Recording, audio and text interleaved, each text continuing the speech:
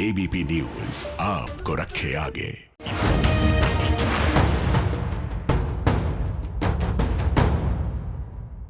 नमस्कार, राज की बात लेकर हाजिर हूं मैं राजकिशोर। और राज की बात में आज पहली खबर होगी कोरोना वैक्सीन के बाद किस तरीके का रिकॉर्ड बनाने जा रहा है भारत।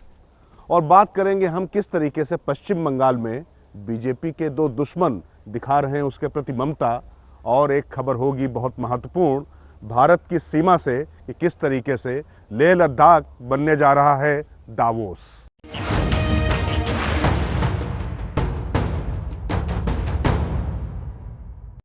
मकर संक्रांति के साथ ही सूर्य ने अपनी दिशा बदल ली है और इसके साथ ही देश और दुनिया की दशा बदलने के संकेत भी मिलने लग गए हैं। पिछले एक वर्ष से पूरी दुनिया को अपने प्रकोप से त्रस्त और पूरी तरीके से पस्त करने वाले कोरोना का काल यानी वैक्सीन आ चुकी है। और भारत में अब तक का सबसे बड़ा टीकाकरण अभियान भी शुरू हो चुका है। और जिस स्तर पर भारत की तैयारियां हैं उससे जाहिर तौर पर बहुत जल्दी ही सबको वैक्सीन मिल जाएगी। लेकिन इसके साथ ही भारत एक ऐसा रिकॉर्ड दर्ज कराने जा रहा है जिसको देखकर दुनिया दंग रह जाएगी और ये सुनहरे अक्षरों में दर्ज भी हो जाएगा किसी किताब में। और ये राज की बात क्या है ये तो हम आपको बताएंगे, साथ ही ये भी हम आपको बताएंगे कि किस तरीके से इस टीकाकरण अभियान के साथ ही जमीनी स्तर पर बीजेपी अपनी चुनावी तैयारियों को भी मुकम्मल कर रही है।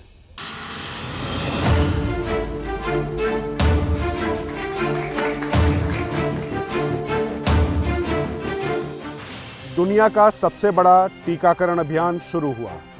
हालांकि यह स्पष्ट करना जरूरी है कि टीकाकरण अभियान में कोई सियासत नहीं है, लेकिन इस दौरान बीजेपी लोगों का विश्वास जीतने के साथ ही खुद की जमीनी हैसियत आंक कर अपनी अगली तैयारियों को भी बल देगी।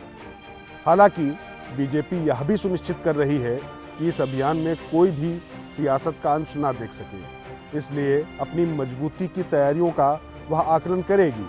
किसी भी तरह के प्रचार या श्रेय लेने से पदाधिकारियों और कार्यकर्ताओं को दो टूक मना कर दिया गया है। दुनिया का सबसे बड़ा टीकाकरण अभियान चलाने के लिए भारत की तैयारियां जोरों पर।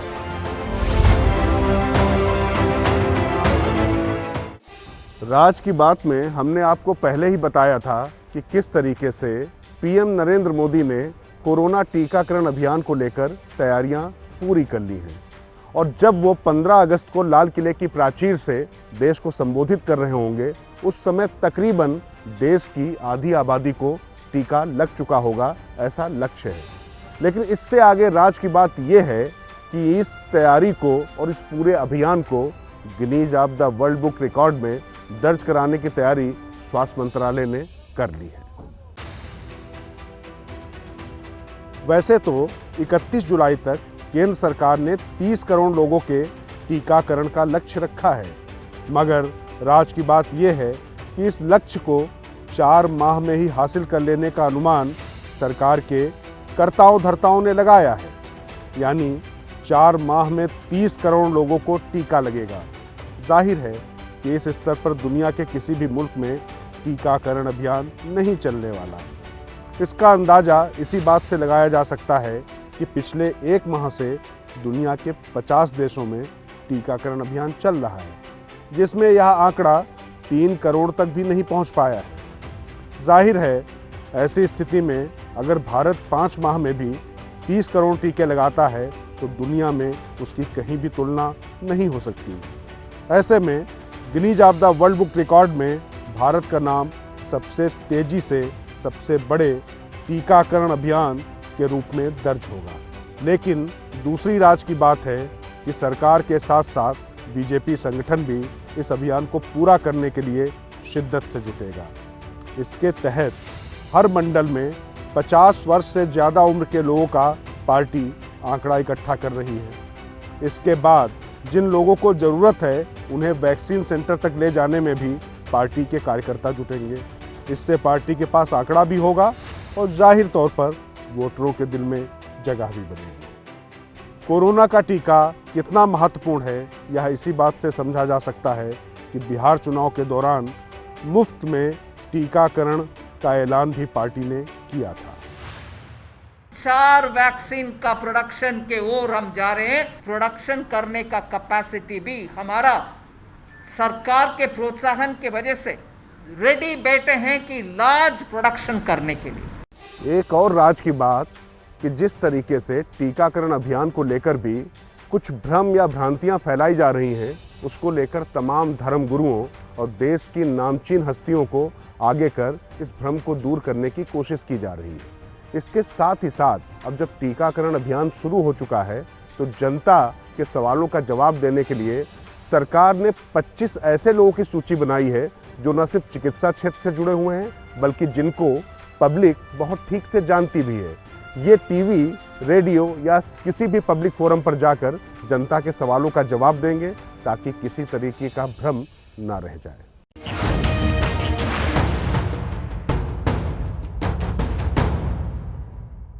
पश्चिम बंगाल के सियासी रण में फतेह के लिए राजनीतिक अरमान लगातार फड़फड़ा रहे हैं और नित नई रणनीतियां भी सामने आ रही हैं। इनमें से कुछ रणनीतियां ऐसी हैं जिन पर खुलकर काम हो रहा है, कुछ सतही हैं और कुछ एक ऐसा राज है जिन पर बहुत बारीकी और गोपनीयता के साथ में शह और मात की बिसात बिछाई जा रही है।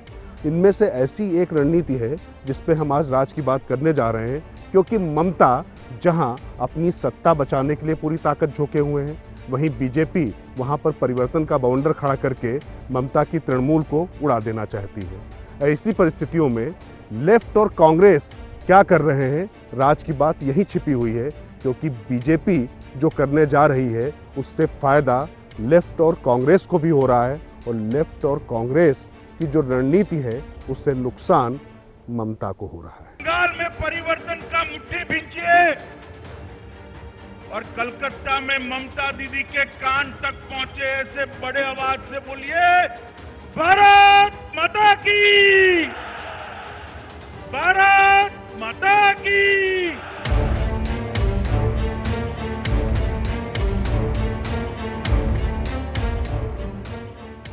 बीजेपी सड़क पर दिख रही है, बीजेपी संघर्ष करती दिख रही है, बीजेपी की जद्दोजहद जारी है, लेकिन बात बीजेपी के उस नए प्लान की जिसमें साइलेंट वोटर्स को साधने की कोशिश जारी है। तो सवाल ये है कि आखिर कौन है वो साइलेंट वोटर्स जो बीजेपी की किस्मत और पश्चिम बंगाल का सियासी भविष्य बदल डालने की ताकत रखते हैं और उन्हीं को ट्रिगर करके बीजेपी आगे बढ़ना चाहती है।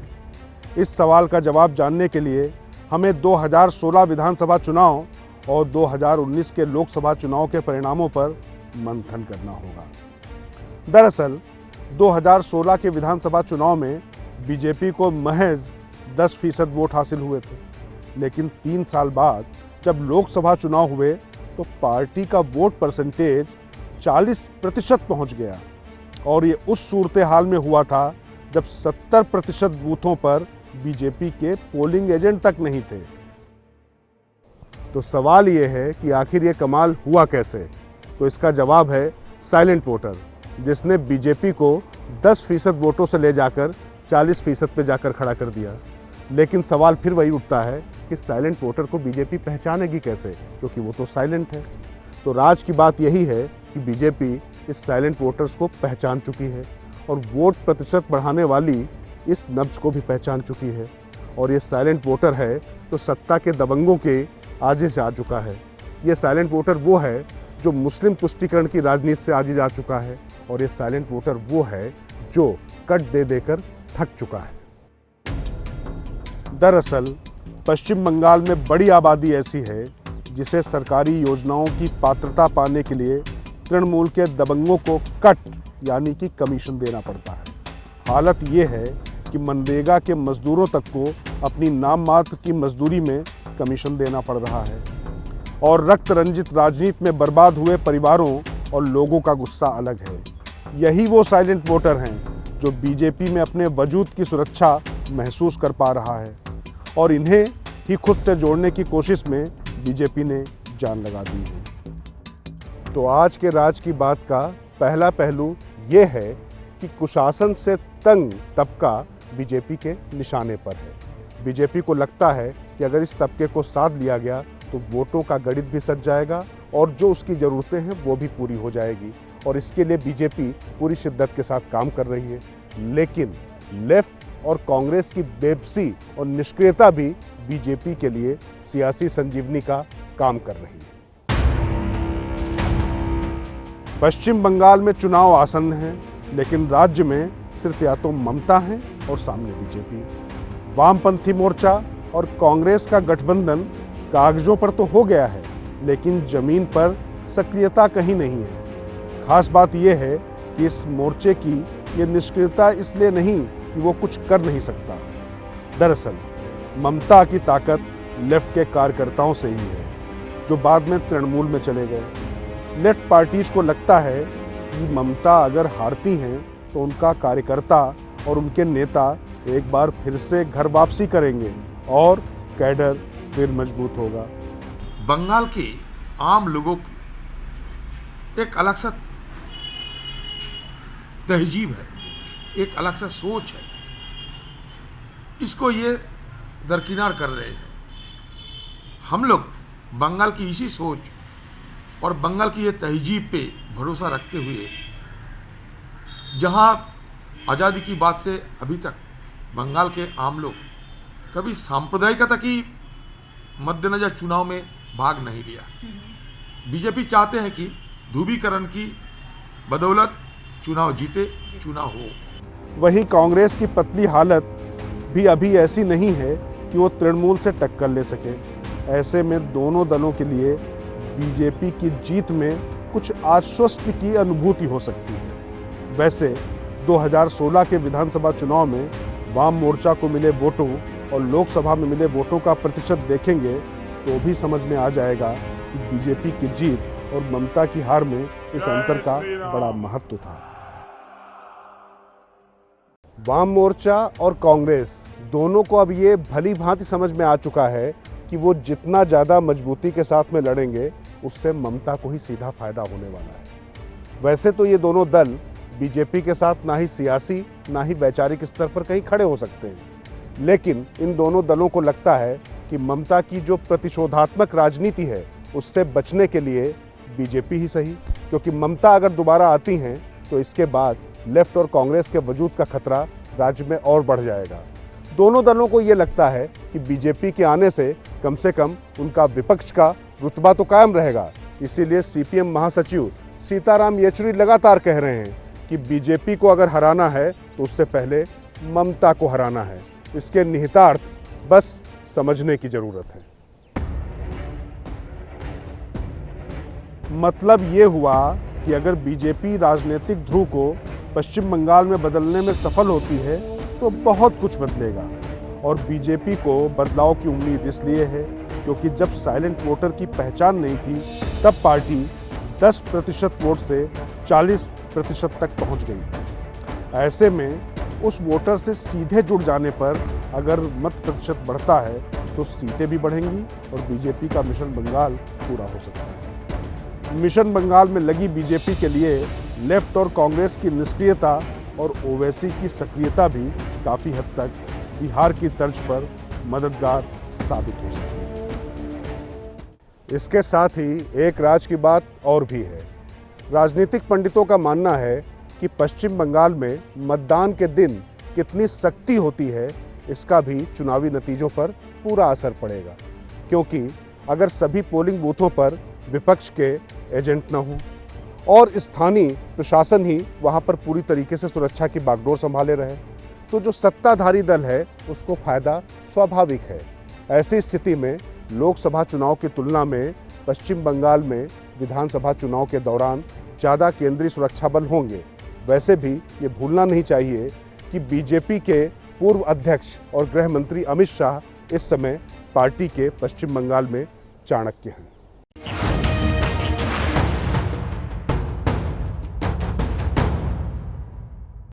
बर्फ की मोटी सफेद चादर में लिपटी स्विस आल्प्स पर्वत श्रृंखला की गोद में बसा एक ऐसा शहर जहां से दुनिया की आर्थिकी पर मंथन होता है।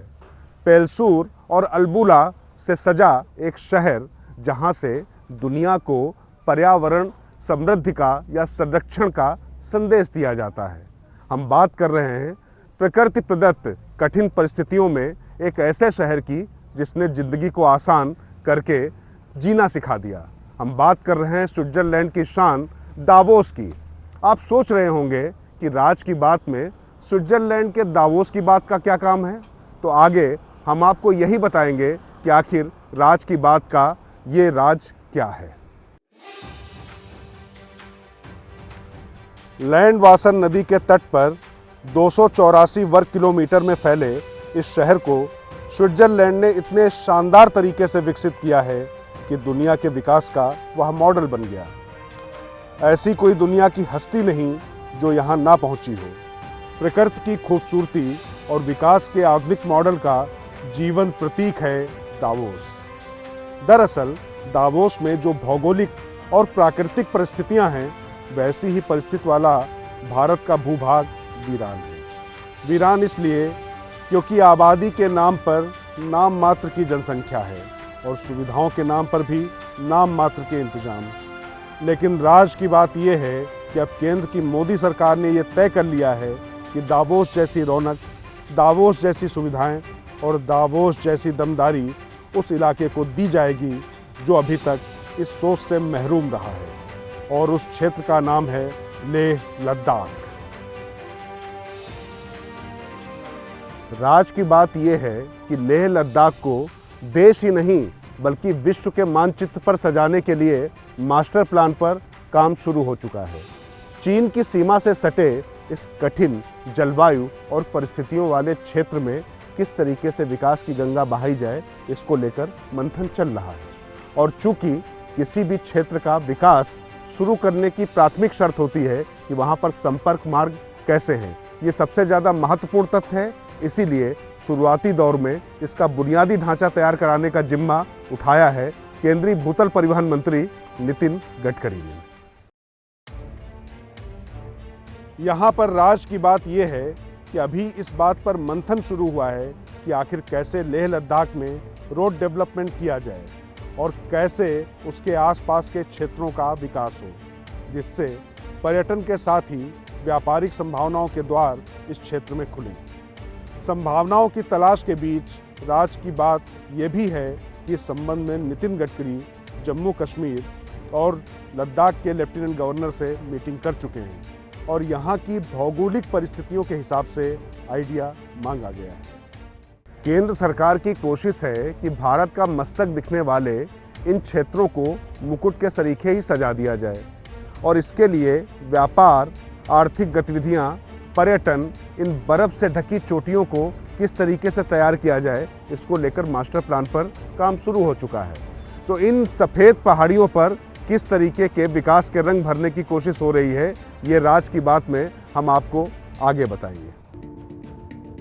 दरअसल शुरू में जिस दावोस का हमने जिक्र किया, वहाँ की और लद्दाख की भौगोलिक परिस्थितियाँ लगभग एक सी हैं। जहाँ दावोस 10,000 फीट की ऊंचाई पर बसा है, वहीं लद्दाख 9,800 फीट की ऊंचाई पर स्थित है। दोनों ही क्षेत्रों में जबरदस्त बर्फबारी होती है। ऐसे में अगर दावोस की बर्फीली जमीन विश्व मानचित्र पर अपनी छाप छोड़ सकती है, तो फिर लद्दाख में भी ऐसा हो सकता है। लिहाजा भारत सरकार ने इस पर काम शुरू कर दिया है।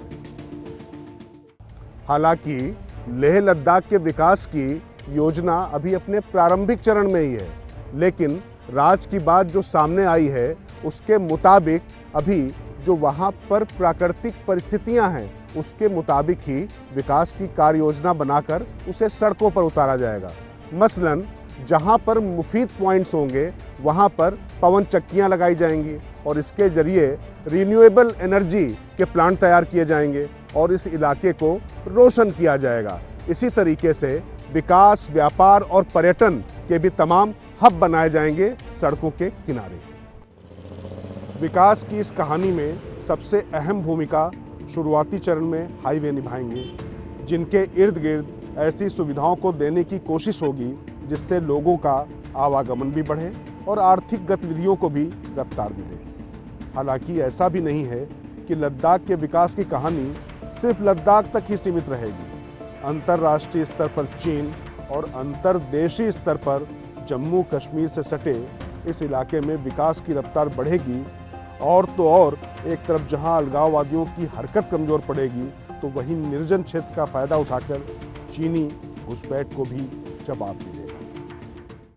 भारत के ललाट पर स्थित लेह लद्दाख क्षेत्र के विकास के प्लान पर काम शुरू हो चुका है। कोशिश ये है कि इस दुर्गम क्षेत्र को जितना सुगम बनाया जा सके और इस निर्जन से पड़े खूबसूरत इलाके को व्यापारिक, आर्थिक, सामाजिक और पर्यटन के क्षेत्र में दुनिया के केंद्र के रूप में विकसित किया जा सके। और इसको लेकर जिस तरीके की तैयारी है, आप मानकर चलिए अगर ये सिरे चढ़ पाती है तो भारत के पास अपना एक दावोस होगा।